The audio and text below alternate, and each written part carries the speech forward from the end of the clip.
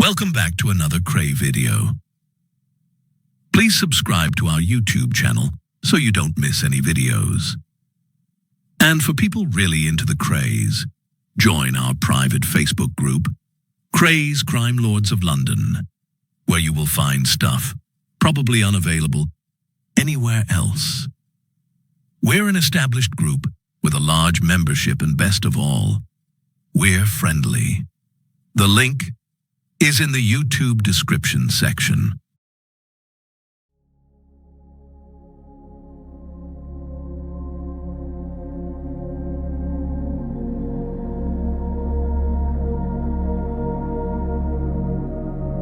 My name is Leonard Ernest Reed. I was known by everyone who knew me as Nipper Reed. I was born in Nottingham on the 31st of March in 1925. During my working life, I was a policeman and rose to the rank of Chief Superintendent of the Metropolitan Police's Murder Squad.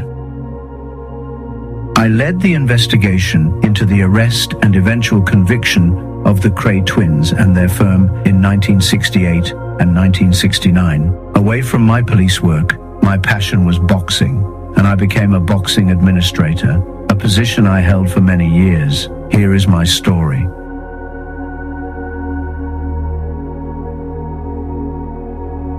I never liked being in uniform. In those spring days of 1947, we still wore the high choke collar left over from pre-war policing, and I was far too small and skinny to fill out the uniform. Particularly, I didn't like the big helmet. In it, I thought I looked an idiot, and it turned out, so did the sub-divisional inspector. Shift work meant I had to leave the section house by 5:15 in the morning, fully kitted out, and walk from Camden Town to Albany Street. Again, in those days, the general public was pleased to see us, pass the time of day with us, and step out with us. Most mornings, my colleagues and I would walk along Albany Street with a smartly dressed man who, he said, worked at a bakery in Kentish Town and lived over a shop opposite the police station.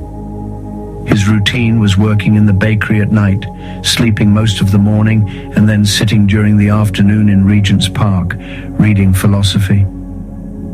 I think most of us enjoyed his company. Certainly, I looked out for him every morning.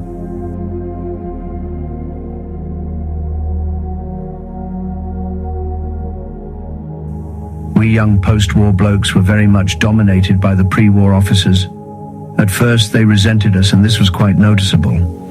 Unlike normal recruiting times, where new faces would appear at regular intervals throughout the year, there had been a tremendous gap during the war, and suddenly here was an influx of young but mainly experienced fellows who had served in one or other of the armed forces.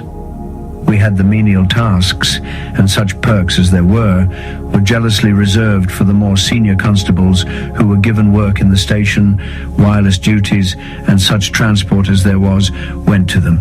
They had the more favoured beats, whilst we found ourselves on the less attractive ones.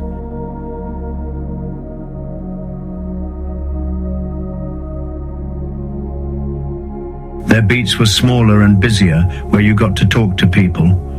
One I was on was Albany Street to Baker Street, right the way up through the park, then round Prince Albert Road, and all I ever saw were the animals in the zoo. We seemed to be outrageous to the older officers. We were the new breed who were coming in. They looked on us at first with horror and resentment, but this quickly wore off. We had about a week what we called learning beats, and depending on the quality and attitude of the man to whom you were attached, he might show you one or two wrinkles. On the other hand, he might as easily say, "Right, you walk with me," and that would be it. I was sent round with a man who seemed to me to be quite a nice old boy. There was a regulation pace of 2 miles an hour over the beat. I've always had an inclination to walk quickly, and he said, "Wait a minute, son, wait a minute. This is your first lesson, and it's something you'd better remember if you're going to do your 30 years. Never walk if you can stand, never stand if you can sit down, never sit down if you can lie down. Now you'd better learn not to run if you can walk, so slow down to my pace." After the week, I was on my own. It was a disciplinary offense to walk with another officer, although of course we did arrange to meet up just to get a bit of company for a few minutes. Music hall comedians had it right when they imitated police officers. Officers invariably stood with their hands behind their backs, and they did bend their knees because they were getting a bit tired standing up after 8 hours, which was the shift then. The only relief was if the officer had a hidey hole. I remember walking with an old officer when we passed a little alley and suddenly he was gone. I trotted after him and we went into the back door of a little Greek restaurant which fronted onto Euston Road. Off came the helmets and, without a nod, there on the table were 2 cups of coffee. This was the sort of hideaway that every beat officer had in some fashion. Even if it was a residential area, in those days there were maids and serving staff who would give you tea or coffee where you could have 5 minutes rest. The older officers could also get away with things we newcomers could not. Not only did they know all the places where you could drop in for a cup of tea, they knew the kind of things that could take them back to the Nick, which was the real haven. The only other resting place was the police box, but generally they could find an excuse to get back to the Nick and have a smoke and a chat. If we did that, the station officer would immediately say, "What the hell are you doing here? You're supposed to be on your beat." The section sergeant, station sergeant, and especially the inspectors would come down much harder on us youngsters for even the most minor breach of regulations.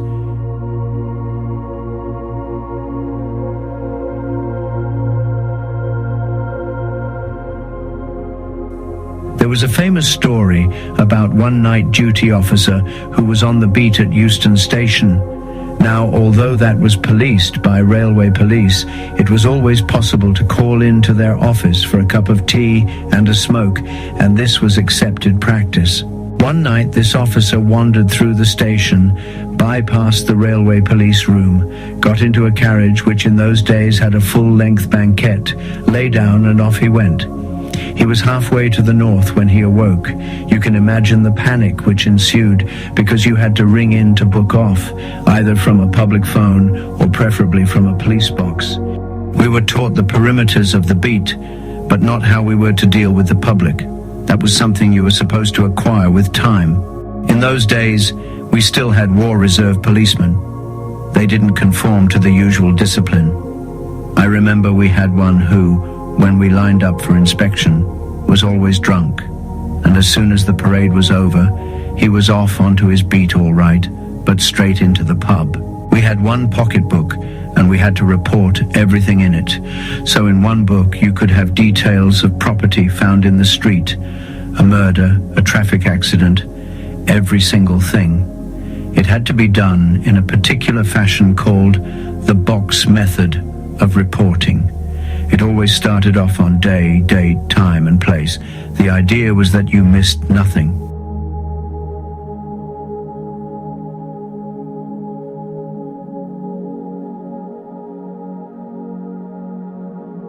If you did something wrong, you had a station officer, a sergeant with 3 stripes and a crown, a position of great authority, to contend with. Ordinary sergeants were bad enough, even if some were just about friendly. Station sergeants as a breed were an incredibly officious bunch.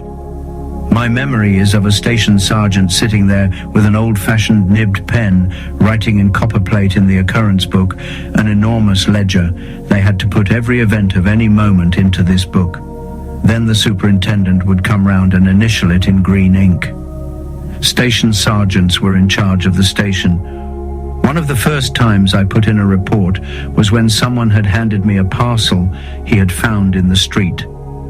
The station sergeant, without moving his eyes from the desk, flung the book back at me. There was no question of my picking it up and saying, "What's wrong with it, Sergeant?" I had to scurry into the reserve room, which was always manned by a senior PC on the switchboard. He was the buffer to stop any inquiries going to the station officer. He was the one who taught me how to do it. I took it back and the sergeant said, "That's better, son." It was a funny way of teaching people. The older officers had their own methods of observation on premises. In Camden High Street, for example, there were a number of small shops, electrical goods, tailors, ladies' dress shops, and so on. The backs of these premises were very vulnerable because there were few alarm systems. Older officers would mark premises with a couple of pins and a bit of black cotton.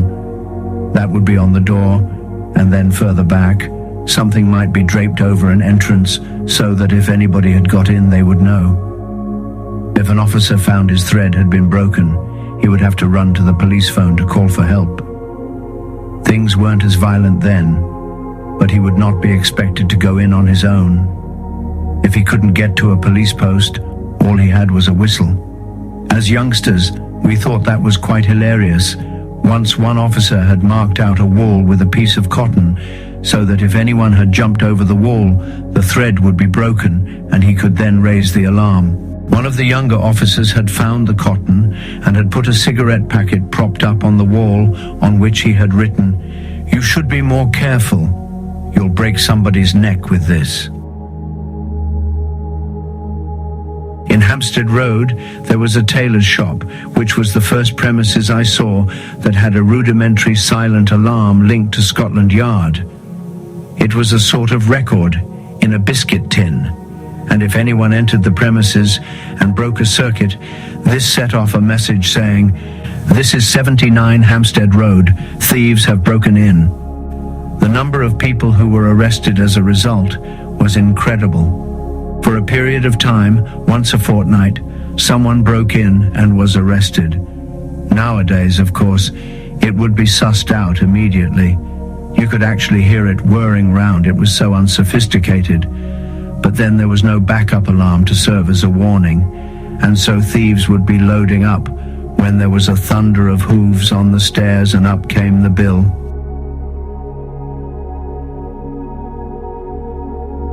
My very first arrest was supervised by a station sergeant at Albany Street called Handley, obviously known as Tommy. You looked for someone to nick. This was how you gained experience. This way you got to court, and court was where the policeman's final training came. I was down around Euston Station, and a bloke came staggering out of a pub, shouting and swearing. I arrested him for being drunk and disorderly. He was no trouble at all, and I walked him back to Albany Street because vehicles were at a premium. There was one van which was used for everything, so we got back to the nick together, and I reported to the station officer who used to charge the defendant after writing everything down in longhand. Fingerprints weren't taken for a drunk and disorderly, and after the sergeant read out the charge, he just said, "Put him down." The senior PC in the reserve room doubled as jailer and had the keys. I had to get them from him and then walk my prisoner down the long corridor at Albany Street to the cell. Everything had gone beautifully. Old Tommy had patted me on the back and said, "Well done, son. You've got your first arrest." Then just outside the cell, the man went into a spasm. At first I thought he was going to kill me. I had hold of him and he grabbed my arm. I didn't realize that he was having an epileptic fit. Then I thought that he wasn't going to kill me, but that he was dying.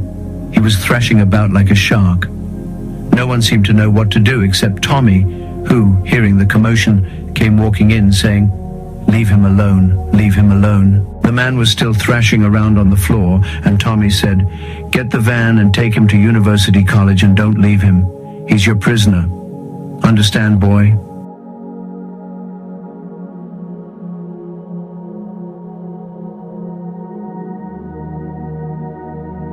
I took the man to University College Hospital, and they ran some tests on him, with me just hanging around. They must have identified what was wrong with him because he was put to bed in a small ward. I stood at the door with my helmet under my arm until the sister came up and asked what I was waiting for. "I've got to watch the prisoner," I replied. "He's not your prisoner anymore," she replied. "He's my patient. You can leave." I considered that, as he was safely tucked up in a hospital ward, it would be perfectly all right for me to do just that, and I went back on foot down Tottenham Court Road to Albany Street. I went into the front desk to report to Tommy. "Where's your prisoner, boy?" "He's at University College Hospital, Sergeant." "He's bleeding not. 5 minutes ago, he belted the night sister and escaped. Tomorrow morning, Clerkenwell court warrant. Everything Tommy said was in a kind of shorthand. There was no "you will have to." So it was back into the reserve room again to speak to the senior constable. It was good experience. Compressed into that one little incident was going to court, seeing the warrant officer, making an application to the magistrate, obtaining a warrant, and recording it. Not that we didn't have some guidance.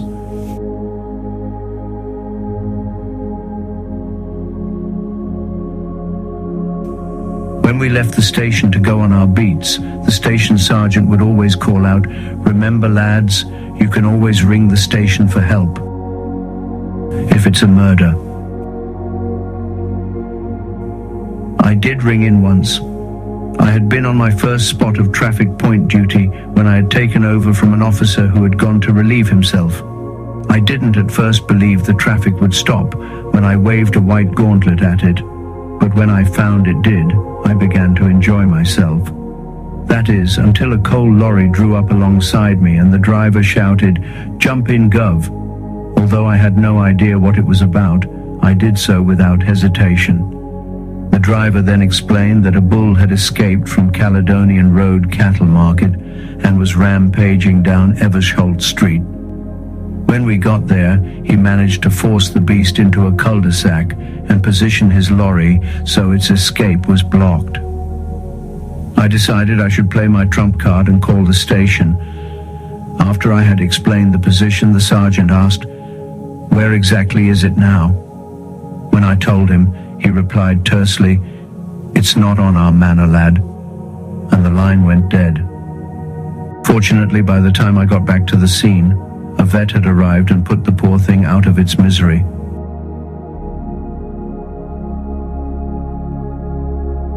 There is a similar story told about the great detective Reggie Spooner, a wonderful man who was never without a cigarette. Spooner went to investigate the body of a taxi driver found in his cab just at the top of Notting Hill. The car was on an incline and would run down Holland Park Avenue into another division quite nicely. "What do you think, Gov?" asked the aide who was with him. "Release the bloody handbrake," replied Reggie. I had not been on beat duty for more than a few weeks before I was told to appear before the subdivisional inspector. Today, his equivalent rank would be that of commander. Senior officers were godlike figures. They were also invisible. I'd never seen him, let alone spoken to him. I wondered what on earth he wanted to see me about. I hadn't done anything wrong in my knowledge. I hadn't been in the job long enough to learn any of the tricks and dodges more experienced officers could get up to. I wasn't helped by the division sergeant who saw me standing outside the sub's office. "What you been up to then, boy?" I shook my head and mumbled that I didn't know. "Must have been up to something, lad. He doesn't see you just to pass the time of day." But inside the door, things were very different. Here was a tall, gentlemanly officer who greeted me pleasantly. "Well, young man, I've got a job for you. I want you to be working for me in plain clothes. You will be working with one of my special sergeants and will be reporting directly to me." Now, how do you fancy that? And of course I did fancy it a great deal. Even if I hadn't, it wouldn't have made much difference.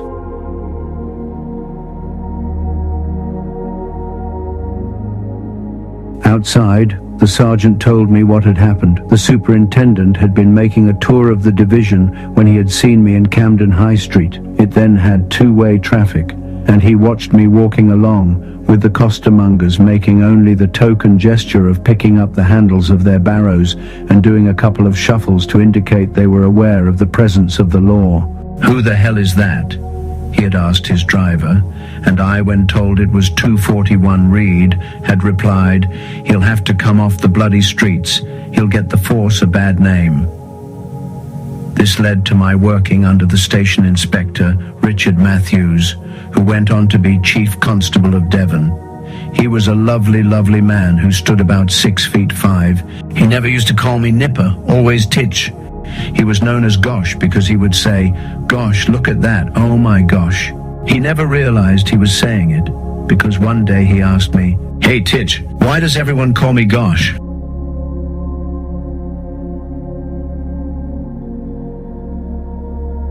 He placed me with a big fat sergeant, Ivor Hatchard, a Welshman, who was everyone's idea of what a police sergeant looked like in those days. Very short back and sides, big red cheeks, and a big belly. It was no use him being in plain clothes because he still looked like everyone's idea of an off-duty policeman. He had had an accident to his right hand and taught himself to write left-handed in a beautiful script. He had good information, and he would then put me in at ground level to get the evidence, rather as a poacher works a ferret. So bookies, runners, betting shops and brothels, which had previously been untouched, all fell victim to what was a new and winning team. Thank you for listening. That's all for this edition. I'll see you in the next one soon.